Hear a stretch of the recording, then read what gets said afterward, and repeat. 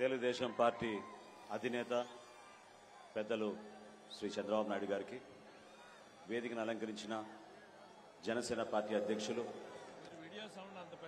పవన్ కళ్యాణ్ గారికి, తెలుగుదేశం పార్టీ జాతీయ ప్రధాన కార్యదర్శి శ్రీ నారా లోకేష్ గారికి, అదేవిధంగా పెద్దలు బాలకృష్ణ గారికి, అచ్చెన్నాయుడు గారికి, వేదికను అలంకరించిన జనసేన పార్టీ నాయకులు, తెలుగుదేశం పార్టీ నాయకులు, ఇక్కడికి ఎంతో ఓపికతోటి అశేష ప్రజానికం లోకేష్ గారిని ఆశీర్వదించడానికి ఒక అభినందన సభనే కాకుండా రాష్ట్ర భవిష్యత్తును దృష్టిలో పెట్టుకుని ఒక రాజకీయ ప్రస్థానం చేస్తున్న ఒక యువకుడికి మీరందరూ కూడా తోడుగా నిలబడి ఈ కార్యక్రమాన్ని విజయవంతం చేసినందుకు ఇక్కడికి విచ్చేసిన ప్రజలందరికీ మనస్ఫూర్తిగా ముందుగా ధన్యవాదాలు తెలుపుకుంటున్నాను.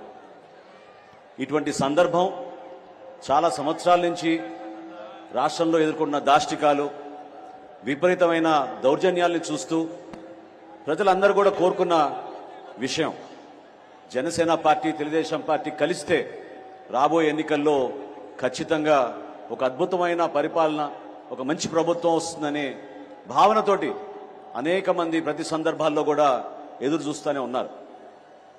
ఈరోజు ఇటువంటి సభలో ఇరు పార్టీల అధ్యక్షులు, మా నాయకులు, ఇంతమంది కార్యకర్తలు ఈ విధంగా హాజరవడం అంటే దీని వెనక చాలా మంది కృషి చేశారు.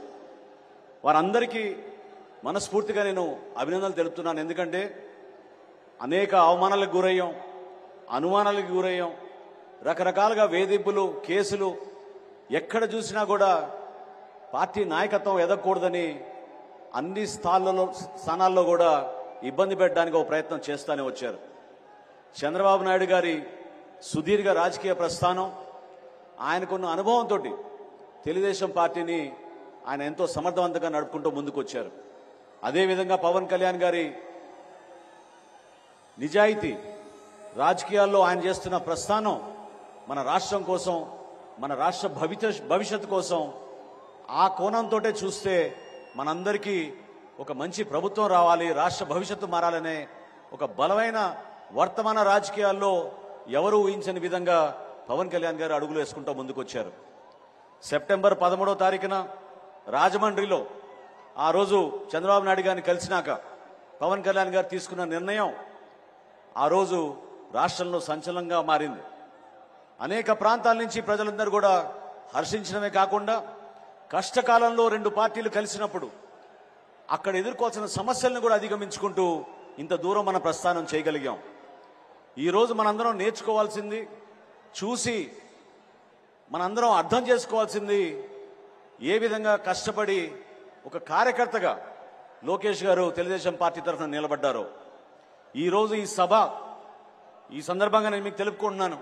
మొట్టమొదటిసారి ఆహ్వానం వచ్చినప్పుడు పవన్ కళ్యాణ్ గారి అభిప్రాయం ఏముండిందంటే లోకేష్ గారి నాయకత్వం పెంచాలి, ఆయన వరకే ఈ సభని, ఆయనే ముఖ్యమైన అతిథిగా ఉంటే ఈ సభకి గౌరవం దక్కుతుంది, ఆ సభకి కేవలం మనం వెళ్ళడం వలన పూర్తిగా మనం సమర్థించినట్టు కాదనే భావన వ్యక్తపరిచినప్పుడు నేను లోకేష్ గారికి తెలిపితే ఆయనలో ఉన్న స్పందించే మనస్తత్వం చూసి పవన్ కళ్యాణ్ గారు కూడా నిజంగానే చాలా ఇంప్రెస్ అయ్యారు.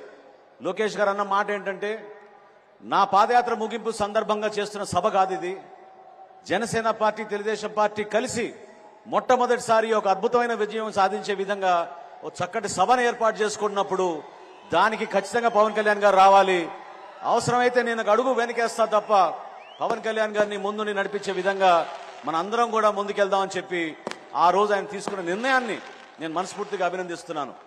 రాబోయే రోజుల్లో కూడా ఈ అవినీతి ప్రభుత్వం ఏ విధంగా యువతకు నిరాశ కలిగించిందో, ఏ విధంగా యువతకును అంధకారాలు నెట్టిందో మీ అందరూ తెలుసు. ఇక్కడి నుంచి కొంత దూరంలోనే రణస్థలంలో జనవరి మాసంలో జనసేన పార్టీ తరఫున మేము యువశక్తి కార్యక్రమం ఏర్పాటు చేశాం. ఆ రోజు యువతలో ఉన్న ఆందోళన, ఎందుకు మేము వలసలకు పోవాలి మా ఉద్యోగాల కోసం, ఎందుకు దూర ప్రాంతాలకి మేము మా గ్రామాలు వదిలేసి, మా తల్లిదండ్రులను వదిలేసి మేము ఇంత కష్టాలు పడాలనేది పదే పదే చెప్పుకుంటూ వచ్చినప్పుడు చాలా ఆశ్చర్యం కలిగించింది, ఇబ్బంది కలిగించింది. ప్రభుత్వాలు వచ్చినప్పుడు పార్టీలు కేవలం ఇక్కడున్న వనరులు దోచుకుంటున్నారు, లేదా ప్రత్యేకంగా ఇక్కడ ఏర్పాటు చేయాల్సిన ఉపాధి అవకాశాల గురించి మర్చిపోయి ఈ ప్రభుత్వం ప్రత్యేకంగా అసలు ఏమాత్రం కూడా శ్రద్ధ వహించలేదు. విశాఖపట్నంలో ఐటీ ఎస్సెట్స్ గురించి, అదేవిధంగా అక్కడ ఐటీ ఇండస్ట్రీ తీసుకురావాలని గత ప్రభుత్వంలో చంద్రబాబు నాయుడు గారు, లోకేష్ గారు ఆ రోజున ఏ విధంగా కష్టపడి పనిచేశారో ఈ రోజు విశాఖపట్నం ఏమైపోయిందో మీరందరూ చూస్తూనే ఉన్నారు.